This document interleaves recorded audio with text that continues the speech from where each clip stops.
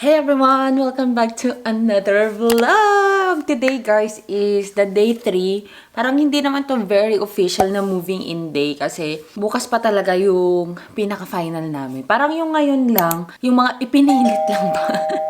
Yung mga nagpulot lang ako ng mga maliliit na bagay, nilagay ko na lahat sa Ace Hardware na bag namin. Tapos maglilipat pa kami ng ibang gamit na yung mga pwede lang ilagay sa sasakyan.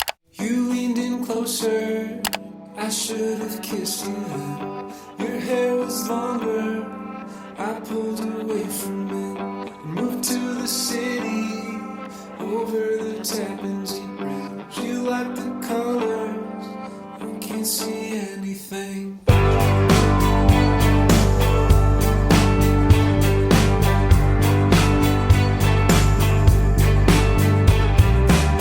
I'll be your coffee, I'll be your poster child.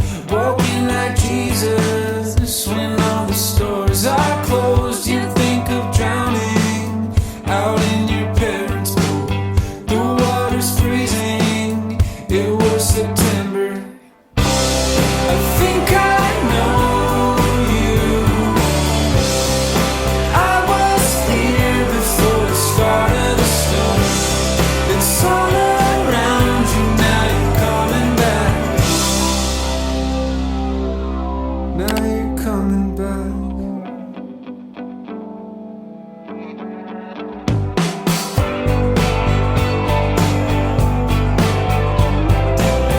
You want that glimmer, I should have told you that. Now more than ever, the broken pieces fit. Scars and confetti, sawmill and Pontiac clips. I kept Valhalla, but I still want everything. I'll be your sweater, you be my wailing wall. Fighting like Gandhi, when all the lines are down. You dream of flying along the Zuiderzee. The sky was yellow, I still remember. Think I know you. I was here before the start of the storm. It's all around you, now you're coming back home. Now you're coming back. I think I know you. We were here before the start of the storm. It's all Tomorrow will be the final move. Final na kaya? Hindi ko alam kasi ang mga natira na lang dun guys is yung laman ng fridge namin tsaka yung cooler namin tapos mga furnitures. Ano lang naman na yung furniture namin dun? Yung study table ko na pagkalaki-laki, yung TV stand tsaka yung sofa tsaka yung recliner ni Mac. Yun na lang yung natira doon actually. Tomorrow guys ay from night shift si Mac tas magna-night din yung friend namin na tutulong sa amin na mag-move. Grabe, natatouch talaga ako. Di ba sabi ko kasi sa inyo, don't pray for an easy life.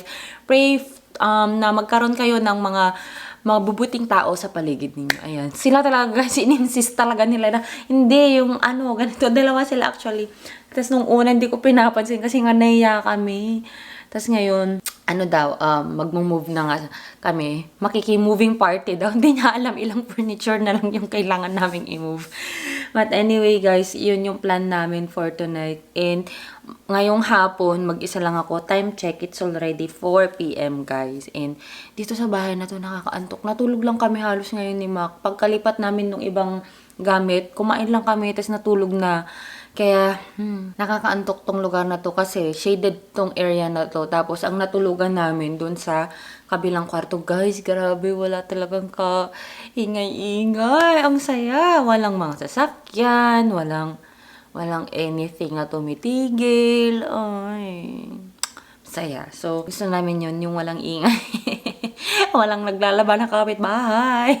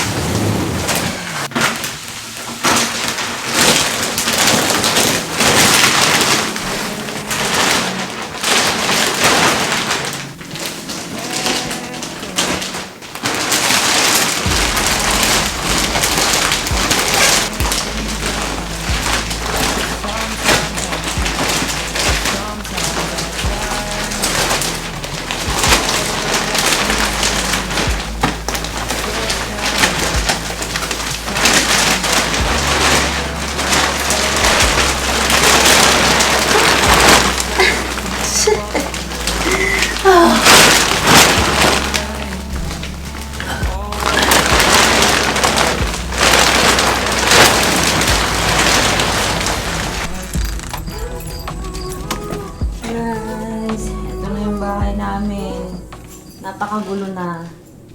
Wala na yung TV, yung lamesa namin, na-disarrange na rin, napakagulo. Yung kwarto namin, wala na, basurahan tsaka vacuum na lang yan. Yung kortina pa pala. And then, yung spare bedroom, ito na yung office table ko, natanggal na ni Mac yung mga parts niya. Tapos office chair. Kortina pa pala. So guys, mangunguha lang kami ng ibang gamit dito, mga small stuff, tapos medyo lilinisan ko lang siya. Para medyo maayos naman pag pumunta dito yung court namin bukas. Tapos mag-aayos din ako dun sa kabilang bahay. Doble-dobleng linis talaga. Na-stress ako.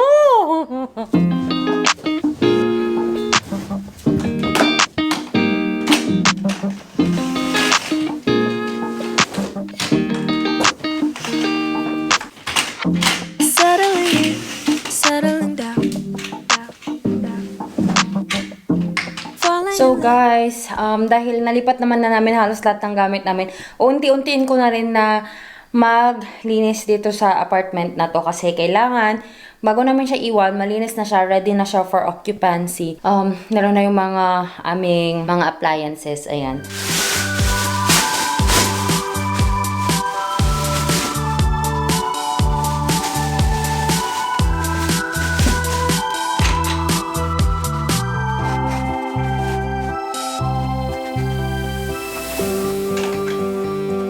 I see you hide yourself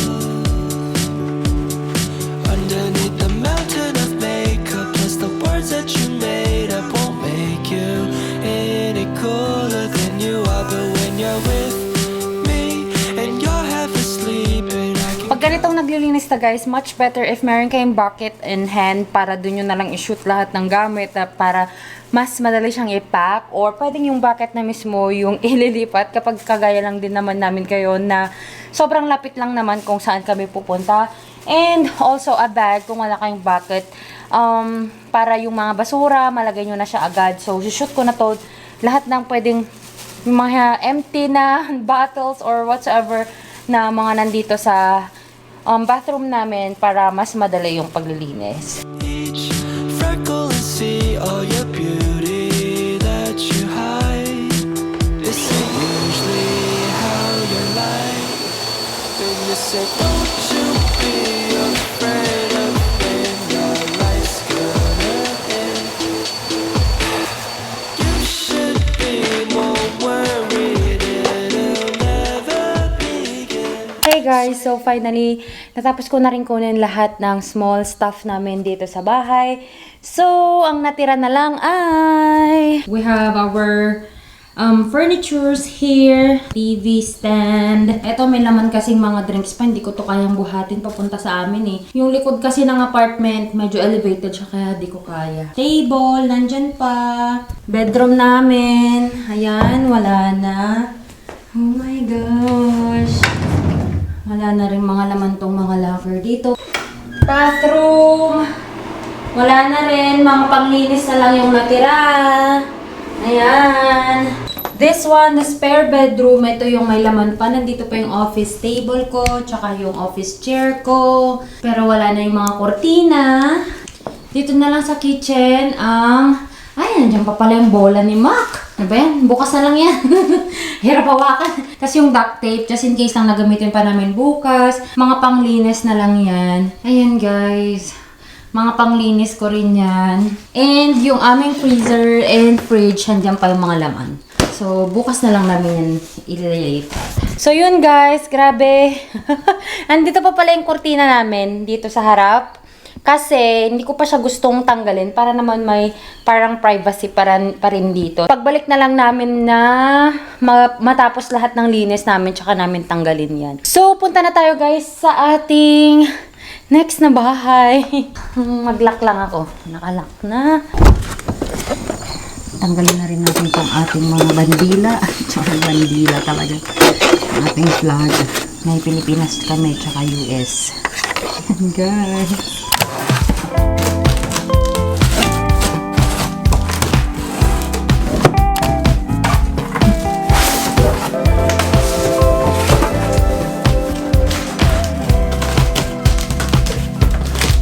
I can be good and dull.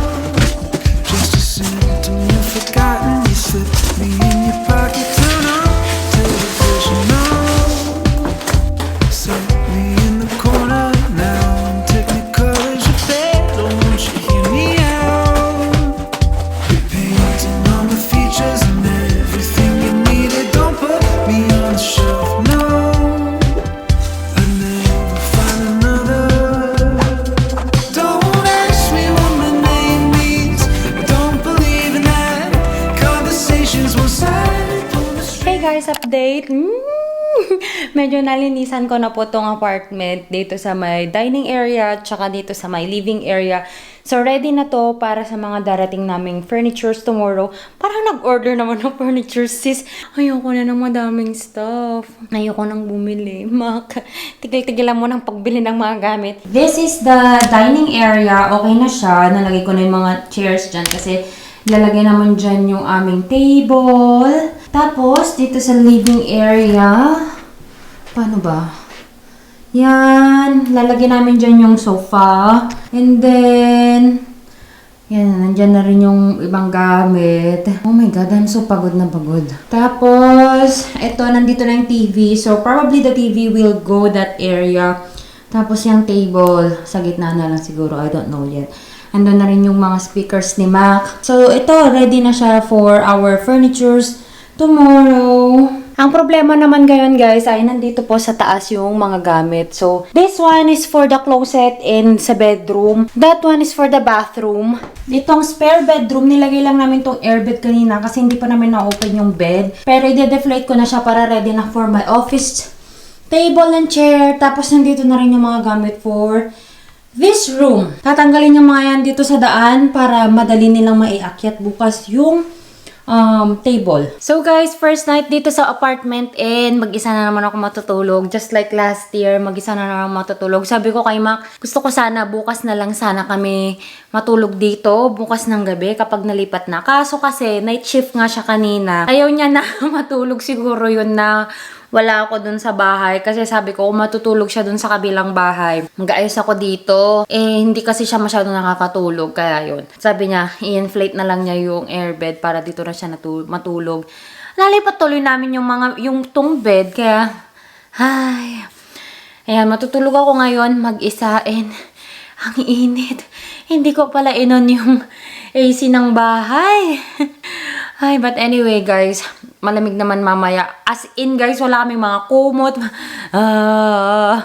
Yung kumot lang namin yung isang sobrang nipis. Nasa basement lahat kasi nandun na yung mga linen, mga ano.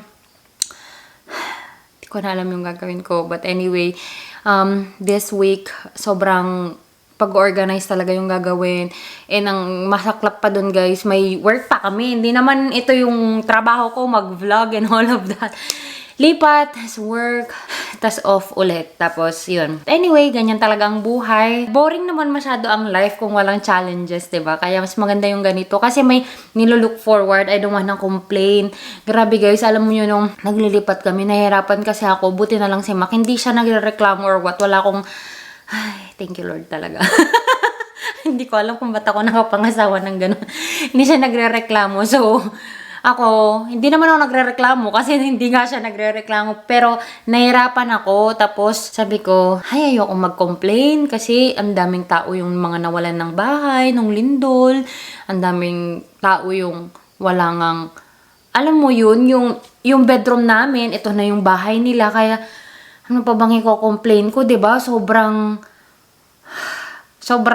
meron lahat ng kailangan ko. Hindi man lahat ng gusto namin nabibili namin. Kasi ibang level na rin kasi yung mga gusto kapag ganito nagle-level up na rin. So, I don't wanna complain anymore kasi we are so fortunate, guys. So, sana kayong mga nakakapanood nitong vlog na to, ma-inspire din kayo to push your dreams, to focus on your journey and on your goal. Ayan. Kasi yung iba, guys, pag na-interview pa lang, sasabihin na it takes 2 to 3 years to process. Ayun, tagal naman. Ganun. Hindi nila alam yung 2 to 3 years. Sobrang bilis lang yan. Tingnan mo dito, 1 year na ako. Tapos na. Lapit na malapos yung contract ko. Ang next na naman na iisipin namin kung mag-stay ba kami dito o mag-move kami sa ibang state. So, ayun guys. Kapag kayo nasa ibang states kayo, comment down below kung may suggestion ba kayo na pwede naming lipatan na state and of course yung facility, ayan, yung hospital na pwede naming lipatan if ever. Thank you so much guys sa panonood ng aming vlogs and I thank you for supporting the channel and supporting us. And ayun, punta na po tayo sa shoutout for this video.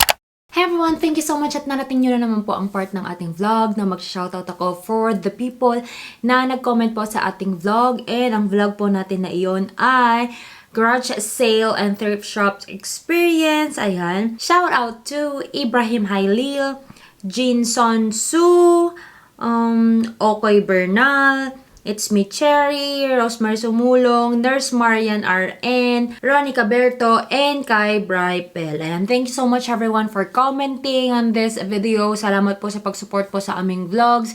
And sobrang thank you na nagko-comment kayo kasi natutulungan nyo po yung algorithm na malaman na may mga vlogs tayong ganito, especially sa mga Filipinos na hindi pa nalalaman yung vlog channel natin or yung channel natin. So, salamat po sa pagko-comment and sa mga nag-share din ng video sa kanilang mga friends. Thank you so much everyone.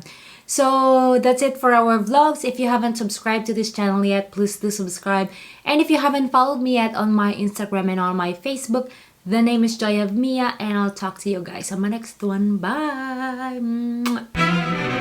I think it's sweet, she sometimes winks when she laughs. I like the way she dances barefoot.